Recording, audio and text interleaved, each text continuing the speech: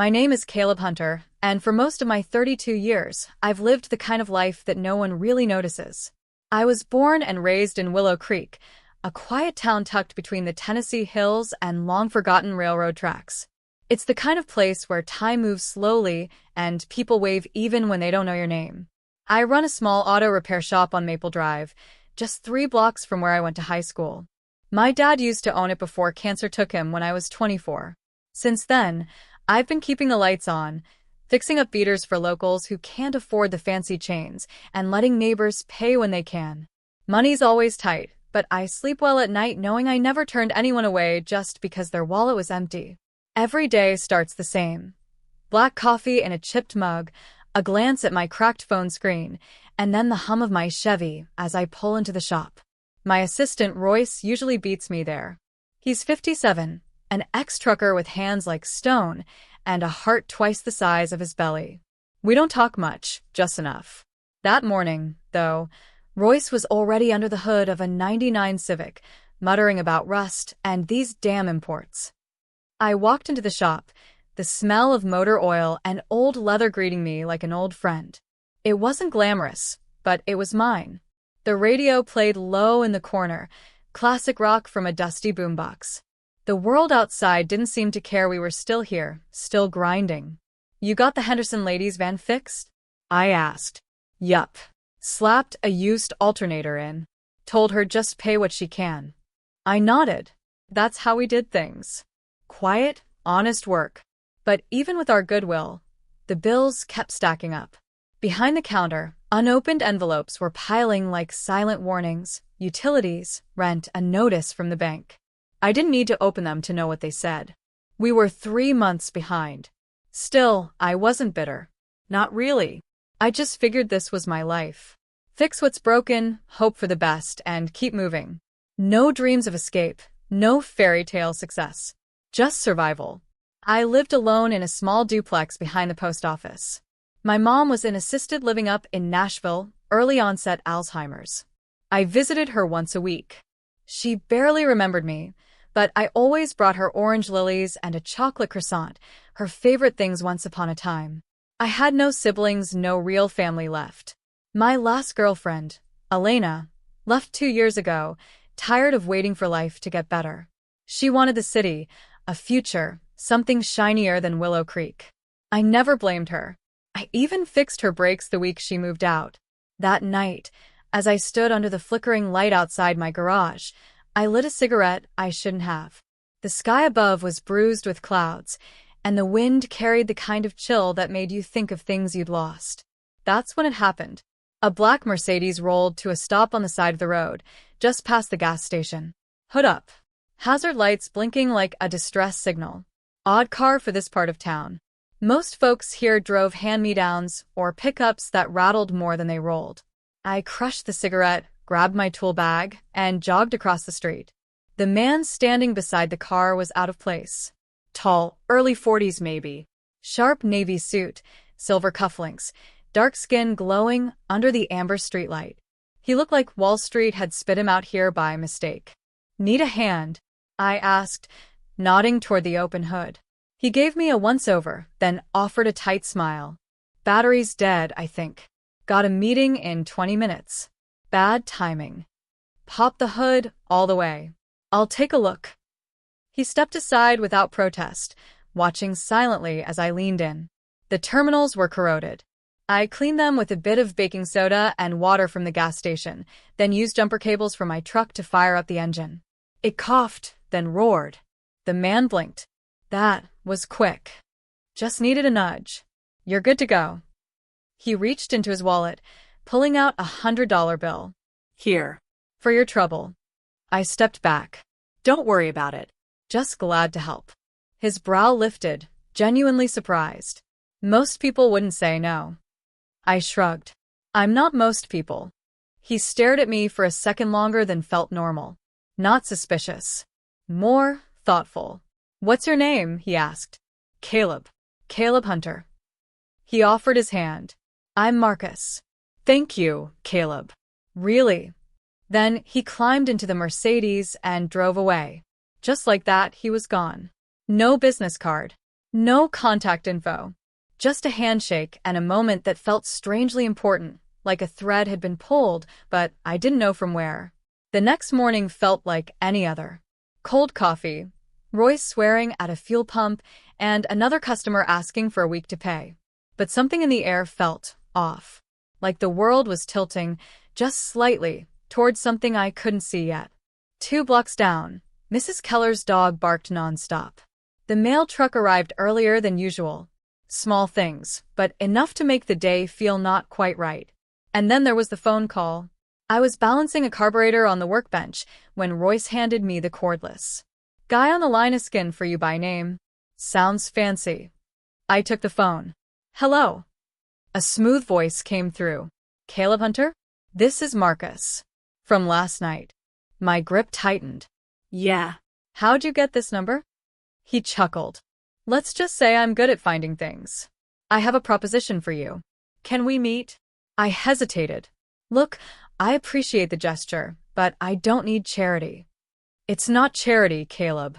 It's opportunity. I think you might be exactly the kind of person I've been looking for. A pause. Will you come? And somehow, despite every instinct telling me to keep my head down and fix engines, I said yes. 2 hours after that phone call, I stood outside the Rosewood, the only upscale hotel in all of Willow Creek. It had marble floors, gold-trimmed lobby doors, and glass windows that shimmered like secrets. I'd passed by it 100 times in my life, always assuming it wasn't built for people like me. Now I was walking in. The woman at the front desk smiled politely, as if trying to mask her curiosity about what a grease-stained mechanic in scuffed boots was doing standing under their chandelier. Mr. Hunter? She asked, as if unsure.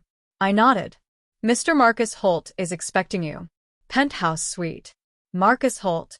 That was the first time I heard his full name. It would take me another day to learn exactly who he was. A private elevator took me to the top floor. I stood silent, palms sweaty in my jacket, heart drumming like a warning. I didn't know what I was walking into, but something told me this was the moment, the hinge my life would swing on. When the doors opened, Marcus was already waiting. He wore a dark gray blazer, jeans, and loafers. Less Wall Street, more approachable. Still sharp. Come in, he said, gesturing toward a sunlit room with floor-to-ceiling windows and leather couches that probably cost more than my truck. I stepped in carefully, like a man afraid to leave footprints. Drink, he asked. No, thanks. Just curious why I'm here. Marcus smiled and sat down, folding his hands in front of him. I'm in town for 3 days finalizing a property acquisition. But that's not important. What is important is what I saw last night. I raised a brow. A guy jumpstart your car? A guy who jumped it without hesitation. Who didn't ask for money. Who treated a stranger with more decency than most people show their friends. That kind of thing stands out, Caleb. I shifted uncomfortably. Compliments always sat awkward on my shoulders. Look, I didn't do anything special. Just helped you out. Exactly, Marcus said. And that's what makes you rare. Then, he pulled a sleek black folder from the table and slid it across to me. Inside was a brochure. A nonprofit. Something called the Rebuild Foundation. We provide startup capital, mentorship, and property access to people with skills, but no opportunity. Mechanics, carpenters, electricians. People with golden hands who got dealt a rusty hand in life. I flipped through it slowly. Photos of renovated garages, workshops, community spaces. Smiling faces of people who looked like they had a story, some just like mine. I run the foundation, Marcus added. And I think you'd be a perfect candidate. I stared at him. You want to give me a garage? No, he replied. I want to invest in you. I'm offering a shot. A better space. Equipment upgrades. 2 months rent-free. We'll even cover payroll for your assistant. All I ask is that you take the leap. Expand. Dream bigger. My head spun. Why me? He leaned forward. Because when no one was watching, when you had nothing to gain, you still chose to help. That matters to me. I didn't know what to say. So I didn't. Back in my shop that night, I sat in the dark with Royce, beer in hand, both of us silent. You serious? He asked after I told him everything. Dead serious. Feels too good to be real. People like that don't usually offer things without a catch, he muttered. I know, I said. But something about him feels honest. Royce grunted. Honest men wear flannel, not silk. But even as he grumbled, I saw the flicker of hope in his eyes. The next day, I got the full picture. Marcus Holt was a former venture capitalist turned philanthropist.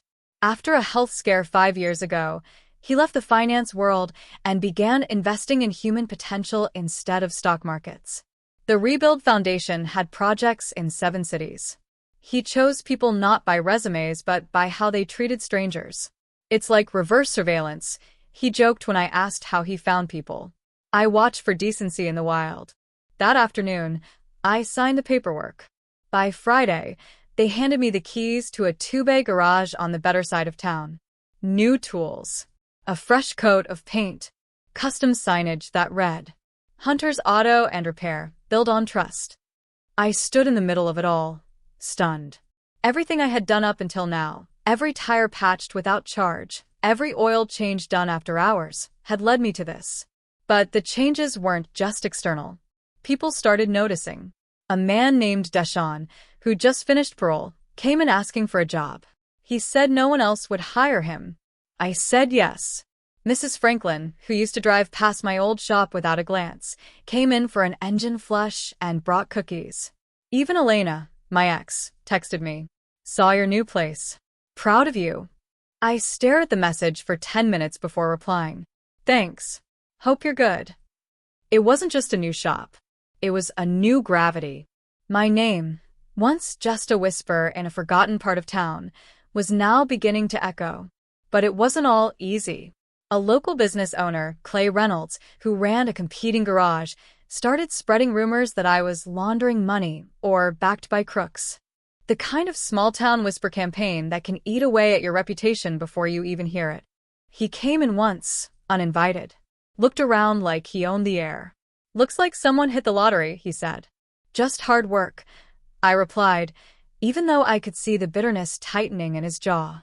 Hope it lasts. Then he walked out. I could feel the storm brewing. But I wasn't afraid. Because for the first time in years, I wasn't just surviving. I was building something. And Marcus? He visited once a week. Always dressed down, always watching. He told me stories about the other people he'd helped. Single moms who became cafe owners, ex-cons who opened construction firms. This isn't charity, he reminded me. This is belief. And belief needs to be paid forward. I asked what he got out of it. He smiled. Peace. And purpose. Something money never gave me. Still, a question haunted me. Why did he really choose me? What was the real reason? I'd find out soon enough. And when I did, everything changed again. It had been 3 weeks since I signed that contract with the Rebuild Foundation, and yet every time I stepped into Hunter's Auto and Repair, I still half expected to wake up back in my old garage with the roof leaking and the heater rattling like a tin can. But the new shop was real. Everything gleamed. The epoxy floor didn't creak. The tools were polished and hung in perfect order, like they belonged in a magazine. The smell was new rubber and paint instead of rust and gasoline. I should have felt like I'd made it, but a strange anxiety gnawed at my ribs. What if I wasn't good enough for this? The first sign of tension came from Royce. He walked slower now, shoulders heavy with something unspoken. His jokes didn't land the same. He was proud of me, he said as much, but I could see the worry in his eyes. One afternoon, as we finished replacing the brakes on a Tesla, a car we never could have serviced in the old place, I found him out back, smoking a cigarette behind the dumpster. You all right? I asked. He exhaled, eyes squinting at nothing. You ever feel like you took a shortcut? Like the road you're on now ain't the one you earned? I sat beside him. Every damn day. He gave a dry chuckle. Guess I'm just trying to figure out where I fit in all this. You're leveling up. I'm still the guy who knows how to change out a carburetor, but can't tell a computer from a cup holder. You fit, I said firmly. This place runs on loyalty and skill. And you've got both. But I could feel something slipping. The rhythm between us wasn't as easy as before. Then came the first real problem. We took on a contract from Mason Deliveries, a local trucking outfit with 6 old vans and a budget the size of a peanut. They needed cheap, fast repairs. I thought it would be easy income. But on day 3, one of their drivers accused us of swapping his new tires for used ones. It wasn't true, but the accusations spread fast. In a small town, gossip moves quicker than oil on tile. A review popped up online. Sketchy new garage. Wouldn't trust them with my lawnmower. Then another. Suddenly rich? Feels fishy. I stayed up until 2 a.m. reading them, feeling sick. The next morning, I showed Marcus. He barely blinked. You're getting noticed. That's step 1. Not like this, I muttered. They think I'm a fraud. Marcus leaned in. People fear what doesn't fit their expectations. You came up too fast. It makes them uncomfortable. They'll come around once you prove your integrity can survive the spotlight. I nodded, trying to believe him. But in the back of my mind, a darker thought whispered, what if I can't? Then the past came knocking. Elena. I was locking up one Friday evening when I saw her waiting by her car across the street. She waved. Still the same. Olive skin, sharp brown eyes, that confident posture that made people listen when she walked into a room. She crossed over, smile tight. Hey, Caleb. Elena. We stood there for a second too long. This is your place? Yeah. Been up and running a few weeks now. She nodded. I saw the billboard by the highway. You always talked about that dream. Didn't expect it to happen like this. You deserve it. I wasn't sure if she meant it. She looked down, twisting her keys. Listen, my brother's car's been giving him trouble. Can I send him over? Of course. Always. She smiled. This time, it reached her eyes. Then she hesitated. Caleb, you're really doing it, huh? Trying to. I'm proud of you. The words landed softly, and they stayed. But with them came another realization. I had no idea what I was doing. That night, I wrote out a plan. I was done reacting. It was time to lead. 1. Community Day, free oil changes for low-income families. Build goodwill. 2. Tech upgrade for Royce. Enroll him in diagnostic training. Bridge the gap. 3. Apprenticeship program. Bring in 2 local kids from the high school's trade track. 4. Clarify my message. Build a brand around trust, not flash. 5. Sit down with Marcus. Learn what he really wants out of all this. The next morning, I got to work. Community Day turned out better than expected. We had cars lined up by 9 a.m. Royce grumbled, but I caught him smiling as he showed a young girl how to check her tire pressure. A woman named Tasha, a single mom with 3 kids, hugged me after I fixed her engine mount. No one's done something like this here in years, she whispered. You've changed the way people talk about mechanics. It hit me then, this isn't about cars. It's about trust, dignity, human connection. That evening, I pulled Royce aside. I'm signing you up for a 3-week EV certification. On the shop's dime. He blinked. What? You've carried me. Let me carry you now. He tried to speak, but his throat caught. Then he just nodded and we got back to work. The apprenticeship program launched with 2 students. Jared, a quiet 17-year-old with a knack for wiring, and Luis, a loudmouthed comic who could disassemble an alternator in 8 minutes flat. They brought energy, chaos, laughter. Royce taught them like a drill sergeant. I let them break stuff and learn why it mattered. One afternoon, Marcus visited and watched Jared fix a sensor with calm precision. See, he said, you're not just fixing cars anymore. You're building futures. I started to believe him, but with growth came shadows. Clay Reynolds showed up again, this time with paperwork. You expanded into the North Zone, he said, slapping it on the counter. That violates the informal agreement mechanics in this town have honored for years. I didn't agree to anything, I said flatly. Maybe not with words, but lines exist. And you crossed one. He leaned in. You think this is just about cars? This is about history, loyalty, territory. You don't know what you've stepped into. Then he left. Royce found me staring at the wall an hour later. Don't let him spook you, he said. You earned this. But now I was looking over my shoulder. Who else had I unknowingly challenged? That night, Marcus and I sat on the rooftop of the Rosewood again. I finally asked him what had haunted me for weeks. Why me, Marcus? You didn't pick me just because I jumped your car. He looked out over the town. No. I picked you because 5 years ago, I drove through Willow Creek anonymously. Rental car broke down. You were the one who came out of your shop, handed me water, and said, "You good, man?" My stomach flipped. I don't remember that. I do. I was at a breaking point then. Wealthy, miserable, empty. You didn't know who I was. You just helped. He turned toward me. I remember thinking, if I ever get out of this dark place, I want to build something that rewards people like that guy. The world tilted again. But this time, it made sense. Everything was connected. The little moment I forgot had saved someone I never knew was watching. The next day, I held a meeting with the whole crew. Royce. Jared. Luis. Tasha's brother, now part-time. Even Elena showed up to volunteer in the office. I told them everything. Where we came from. Where we were going. That we weren't just a repair shop. We were a movement. I ended with a promise.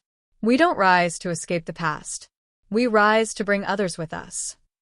And in that moment, for the first time in my life, I wasn't just a mechanic. I was a leader. And the stakes had never been higher. Everything came to a head on a Monday morning in mid-April. The kind of morning that should have promised a fresh start. Blue skies, coffee still hot in hand, the garage filled with quiet energy. But what waited for me wasn't business as usual. It was Clay Reynolds, standing in my customer lounge, flanked by 2 suited men and holding a clipboard thick with paperwork. "We're shutting you down," he said, with a smugness that could sour cream. I blinked, confused. "What are you talking about?" One of the suited men stepped forward, flipping the clipboard around. "There's an official complaint filed with the County Board of Zoning. Apparently, this property wasn't approved for light industrial activity under the current licensing setup. That means, effective immediately, Hunter's Auto must cease operations pending review." My heart plummeted. "What?"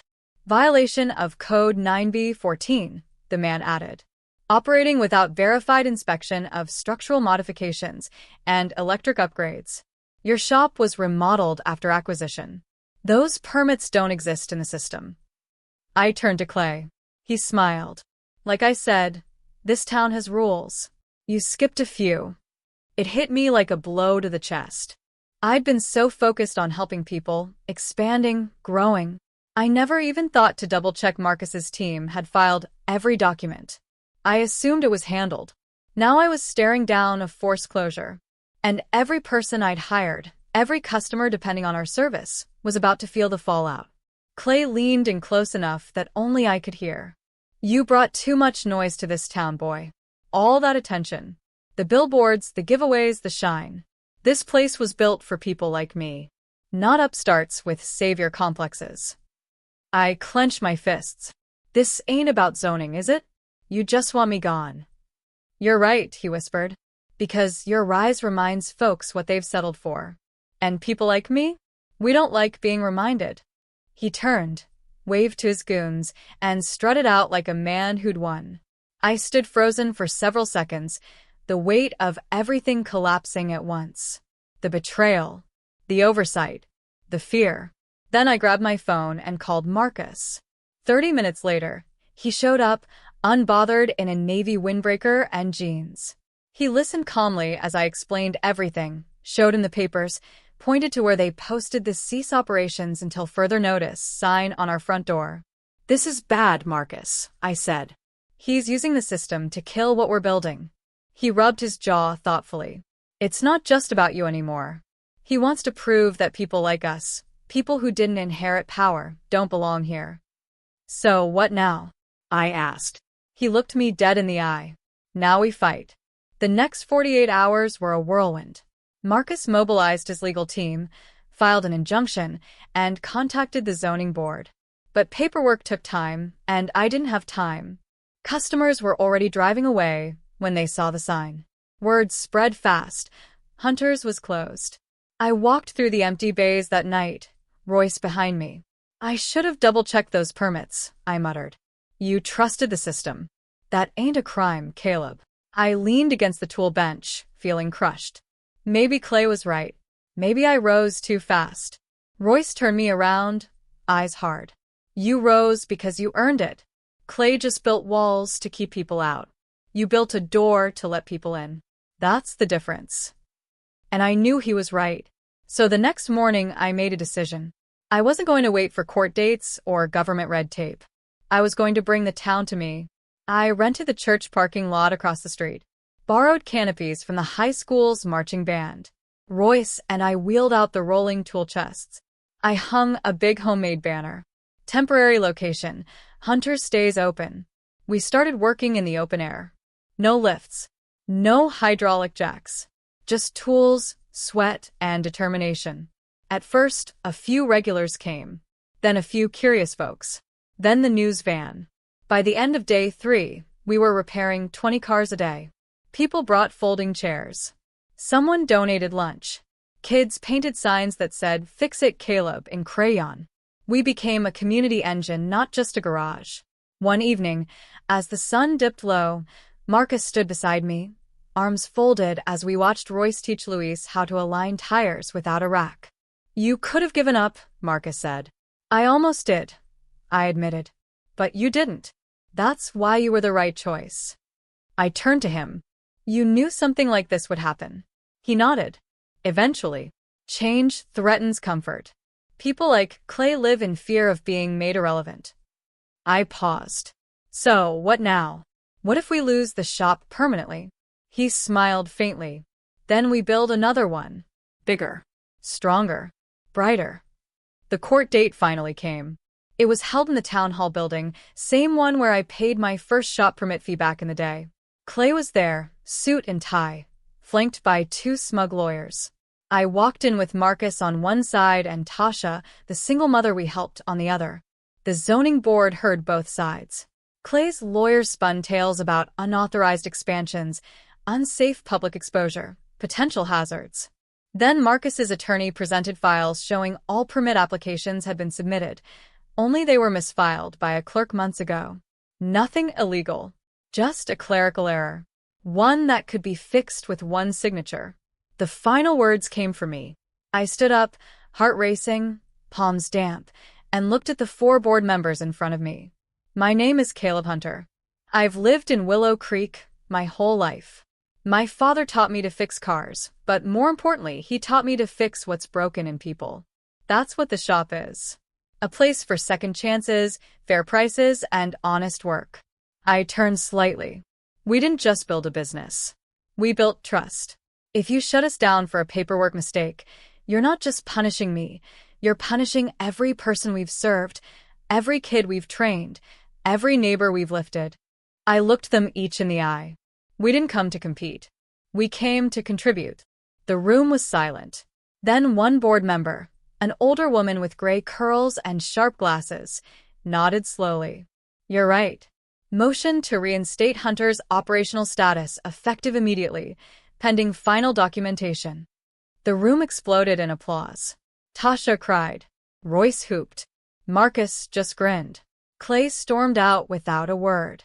The next morning, I walked back into my shop, not the parking lot, not the makeshift tent, but the shop with a key in hand and the weight off my shoulders. Luis ran ahead and threw open the garage bay. Jared followed. We were back. But we weren't the same. We were more. Later that day, Marcus handed me a sealed envelope. This is the last gift from the foundation, he said. Inside was a deed. The shop. The land. The name. All transferred to me, free and clear. No more conditions, he said. It's yours now. Do with it what you will. I stared at the paper. Why me, Marcus? Again. Why this much faith? He smiled. Because I needed to know if someone could rise without losing themselves. And you did. That night, the team threw a party in the lot behind the shop. There were burgers, string lights, music blasting from an old speaker. Elena showed up too. She found me leaning against the side of the garage, sipping sweet tea. You did it, she said softly. We did, I corrected. She looked up at the sign glowing above us. Hunter's Auto and Repair, built on trust. Fitting, she whispered. Then she reached for my hand. The fight was over. The war, maybe not. But I had won something bigger than survival. I had earned legacy. And all of it started with a simple act of kindness, a dead car, and a man who saw the good in someone no one else ever noticed. 6 months later, if you drive down Maple Drive, you'll see the same sign, same two-bay garage, and the same old Chevy parked in the lot. But beneath the surface, everything has changed. The town changed too. People who used to drive 40 minutes to Nashville for work started stopping by Hunter's Auto and Repair just to talk. Kids on bikes waved when they passed. Elderly couples came in for tire checks and stayed for coffee. The shop had become more than a business. It was a kind of beacon. We added a third lift 2 months ago. The lot stays full. We started a monthly free clinic for single moms and veterans, basic maintenance, no questions asked. Word spread beyond Willow Creek. Other towns asked how they could build the same thing. I told them, start with trust. Build the rest from there. Royce completed his electric vehicle training in June. The man who once cursed every blinking light on a dashboard now calibrates high-voltage systems with steady hands. He's taken to calling himself the old tech whisperer. One afternoon, I walked in and found him laughing with Jared and Luis, teaching them how to use the diagnostic scanner. Look at me, he said, smirking. High school dropout turned future of transportation. He wasn't just a mechanic anymore. He was a mentor, a bridge between generations. Jared is headed to college next fall, full scholarship in mechanical engineering. He said working at the shop helped him see the value in fixing things instead of always replacing them. Luis, on the other hand, swears he's opening his own garage someday and challenging me for the throne. We've got a deal. I'll give him the first wrench when he does. Elena and I, well, we're figuring it out. She started volunteering at the shop during our community days. Then she helped redesign the website, started a digital appointment system, and turned my scribbled clipboard into a streamlined business platform. Now she manages the front desk, runs logistics, and once a week, usually Thursdays, we go to dinner. No labels. Just learning each other again. It's strange how people can leave and still find their way back, not because of obligation, but because they finally recognize home in you. As for Marcus Holt, he moved on. That was always the plan. He came by one final time before leaving town, this time without the blazer, without the entourage. Just Marcus. We stood in front of the garage under the morning sun, drinking coffee, watching Royce wave traffic into the lot. You did good, he said. You gave me the chance, I replied. He shook his head. You gave it to yourself. I just lit the match. You were the fire. I asked him if he'd ever come back. Maybe. Or maybe not. He shrugged. But I'll be watching. Then he handed me a small silver coin. Engraved on it, the Rebuild Foundation. One act of kindness can reshape the world. He placed it in my hand like it was a torch. Use it, or pass it on. He left without ceremony, just a wave and that knowing smile. Weeks passed, then months. And every so often, I catch myself standing at the edge of the bay, watching the world move by, thinking about how fast it all changed. But here's the truth I carry now. Nothing truly good happens overnight. And the things worth keeping aren't built on speed. They're built on soul. My father used to say, don't just fix the engine, Caleb. Listen to it. Machines are like people. They tell you what they need if you're patient. I finally understand what he meant. Because what I was fixing all those years wasn't just cars. It was trust. Hope. Myself. One evening, I was cleaning up the shop when a man pulled into the lot in a beat-up Ford Taurus. Out-of-state plates. Hood steaming. I walked over as he stepped out, flustered and sweating. I'm sorry, man. You closing? Not for you, I said with a grin. What's the issue? We popped the hood, steam rising like a ghost between us. He looked down, embarrassed. You don't have to do this now. I don't even have cash on me. Don't worry about that. Let's get you back on the road first. As I reached into the toolbox, he asked, You always this generous with strangers? I smiled. Someone was once. Changed everything. That night, I sat in my office, the same one Elena had helped organize, and pulled out Marcus's coin. I held it between my fingers, thought about the next person who might need it, who just needs a hand, not a handout. Maybe that's the real engine behind all of this. Not oil, not timing belts, but kindness. Unseen, quiet, rippling outward like a dropped pebble in still water. One good deed, one stranger, one decision to help when it's easier not to. So if you ever pass through Willow Creek and your car breaks down near Maple Drive, don't panic. There's a little garage with a hand-painted sign, a big heart, and a team of people who still believe that integrity is the best tool in the shop. Ask for Caleb. We'll take care of you, just like someone once took care of us.